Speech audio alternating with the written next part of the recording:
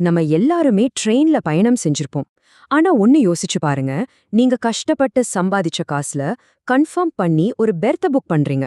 ஆனா பயணத்தின் போது திடீர்னு அந்த இடம் உங்களுக்கு இல்லன்னு சொன்னா எப்படி இருக்கும்? இது ஏதோ ஒருத்தருக்கு நடக்கிற பிரச்சனை இல்ல. இதுக்கு பின்னாடி ஒரு பெரிய சிஸ்டம் ஃபெயிலியர் இருக்கு. அத பத்தி தான் நாம இன்னைக்கு ஆழமா பார்க்க போறோம். சரி, இந்த ஒரு கேள்வியை மட்டும் கேட்போம். ஓடிட்டு இருக்கிற ஒரு ட்ரெயின்ல நடு ராத்திரி 2 மணிக்கு உங்க கையில கன்ஃபார்ம் பண்ண டிக்கெட் இருக்கு. ஆனா அந்த டிக்கெட்டுக்கு எந்த அர்த்தமும் இல்லாம போகுது. ஏன்? இது எப்படி நடக்குது? இதுதான் நாம இன்னைக்கு தோண்டி துருவி பார்க்க போறோம்.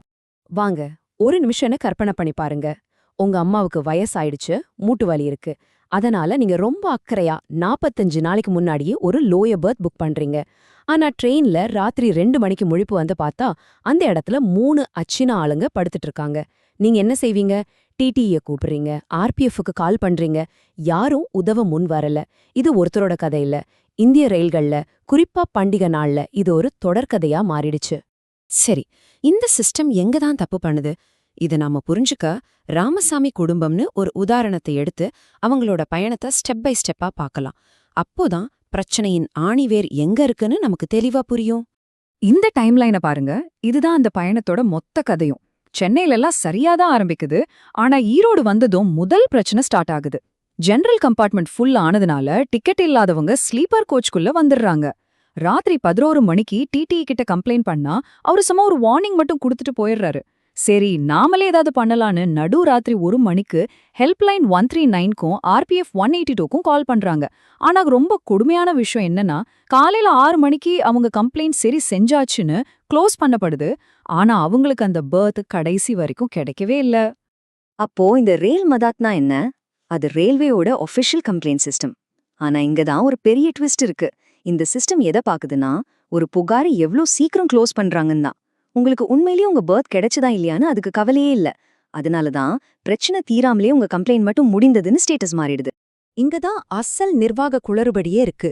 சதன் ரயில்வே கிட்ட எத்தனை கம்ப்ளைண்ட்ல உண்மையிலேயே பயணிகளுக்கு சீட்டை வாங்கி கொடுத்தீங்கன்னு கேட்டா அவங்க கிட்ட எந்த டேட்டாவும் இல்ல. டேட்டா இல்லன்னா யாரு பொறுப்பேத்துப்பா? அக்கௌண்டபிலிட்டியே இல்லாம போயிடுது இல்லையா? இது ஏதோ ஒரு ட்ரெயின்ல நடக்கிற விஷயம்னு நினைக்காதீங்க. Tamil Nadu express, grand trunk, Howrah mail இப்படி இந்தியா முழுக்க முக்கியமான கூட்ட நெரிசல் அதிகமா இருக்கிற எல்லா ரூட்லயுமே இதுதான் நிலைமை. முக்கியமா பண்டிகை நாள்ல இது ஒரு கணிக்கக்கூடிய பேரழிவா மாறிடுது. வருஷா வருஷம் இதே கதை தான். சரி, ஒரு தனிப்பட்ட கதையை தாண்டி இந்த சிஸ்டம் ஏன் இப்படி திரும்ப திரும்ப ஃபெயில் ஆகுதுன்னு பார்க்கலாம். இதுக்கு காரணம் 3 தொடர் தோல்விகள். ஒண்ணுக்கொன்னு சங்கிலி மாதிரி கனெக்ட் ஆனது. முதல் தோல்வி கெப்பாசிட்டி, அதாவது கொள்ளளவு. பண்டிகை சமயத்துல வேலைக்காக வெளியூர் போறவங்க எண்ணிக்கை அதிகமாகுது. ஆனா அவங்களுக்காக இருக்கிற ஜெனரல் கோச் பத்தல. அப்போ என்ன ஆகுது? அந்த கூட்டம் அப்படியே ஸ்லீப்பர் கோச்சுக்குள்ள வருது. கடைசில காசு கொடுத்து புக் பண்ண நாம தான் நம்மளோட பர்த்தை இழக்கிறோம். 2வது தோல்வி தடுப்பு. இது ரொம்ப இன்ட்ரெஸ்டிங்கான விஷயம். யோசிச்சு பாருங்க, ஒருத்தர் அவசரமா ஊருக்கு போகணும். தட்கல் டிக்கெட் பார்த்தா பயங்கர காஸ்ட்லி, கிடைக்கிறதுக்கும் வாய்ப்பு கம்மி. அதுக்கு பதிலா ஒரு ஜெனரல் டிக்கெட் எடுத்துட்டு ஸ்லீப்பர் கோச்ல ஏறி டிடிஏ கிட்ட ஃபைன் கட்டுறது சில சமயம் தட்கல் டிக்கெட்டை விட சீப்பா இருக்கு. அப்போ இது தப்பான விஷயங்கிறத தாண்டி இது ஒரு புத்திசாலித்தனமான பொருளாதார முடிவா மாறிடுது இல்லையா? 3வது ரொம்ப முக்கியமானது பொறுப்புக்கூறல் தோல்வி. ஒரு பாசஞ்சர் ரயில் மதாத்ல கம்ப்ளைண்ட் பண்றாரு. டிடிஇ என்ன பண்றாரு? பிரச்சனையை கவனிச்சிட்டேன்னு ஒரு ரிப்போர்ட் கொடுத்துடுறாரு. அவ்வளவுதான். பாசஞ்சர் கிட்ட உங்களுக்கு சீட் கிடைச்சதான்னு கேட்காமலேயே அந்த ரிப்போர்ட்டை வச்சு கம்ப்ளைண்ட்டை க்ளோஸ் பண்ணிடுறாங்க. இதனால டிடிஇக்கு எந்த பிரச்சனையும் வராது. அதனால அடுத்த ட்ரிப்லயும் இதே தான் நடக்கும். இது ஒரு முடியவே முடியாத சைக்கிள் மாதிரி போயிட்டே இருக்கு. சரி, இவ்ளோ பிரச்சனைகளை பேசிட்டோம்.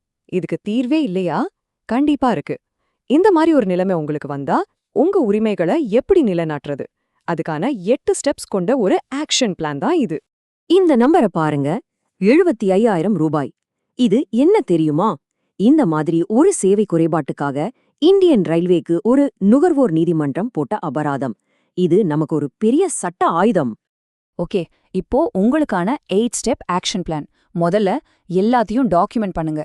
ஃபோட்டோ, டைம், கோச் நம்பர் எல்லாத்தையும். 2வது டிடிஇ கிட்ட பேசி அவரோட பேரை நோட் பண்ணுங்க. 3வது 149 மட்டும் இல்ல, 182க்கும் அதாவது ஆர்பிஎஃப்க்கும் கால் பண்ணுங்க. 4வது உடனே ரயில் மதாத் ஆப்ல கம்ப்ளைண்ட் பண்ணி அந்த நம்பரை சேவ் பண்ணுங்க.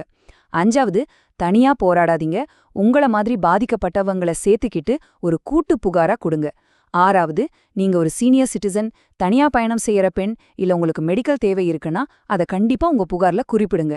7வது, பயணம் முடிஞ்சதும் விட்டுறாதீங்க. டிஆர்எம்க்கு ஒரு எழுத்துப்பூர்வமான புகார் அனுப்புங்க. இது எல்லாத்தையும் செஞ்சும் தீர்வு கிடைக்கலையா? 8வது ஸ்டெப், நுகர்வோர் மன்றத்தை அணுகுங்க. இந்த ஒவ்வொரு ஸ்டெப்பும் உங்க கேஸை ரொம்ப ஸ்ட்ராங் ஆக்கும்.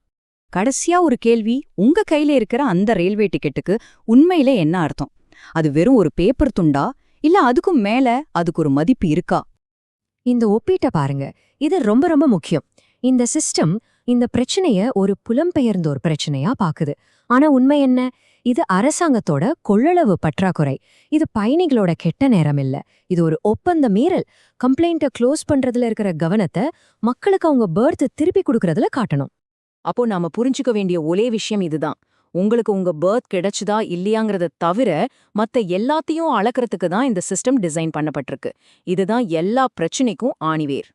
ரயில்வே நிர்வாகம் எத்தனை புகார்கள் உண்மையாவே சரி செய்யப்பட்டதுங்கிற டேட்டாவை கொடுக்க மாட்டேங்கிறாங்க. சரி, அதை நாமளே உருவாக்கலாமா? உங்களுக்கும் இந்த மாதிரி அனுபவம் நடந்திருக்கா? எந்த ட்ரெயின், எந்த ஸ்டேஷன், என்ன தேதி? உங்க அனுபவங்களை கமெண்ட்ல சொல்லுங்க.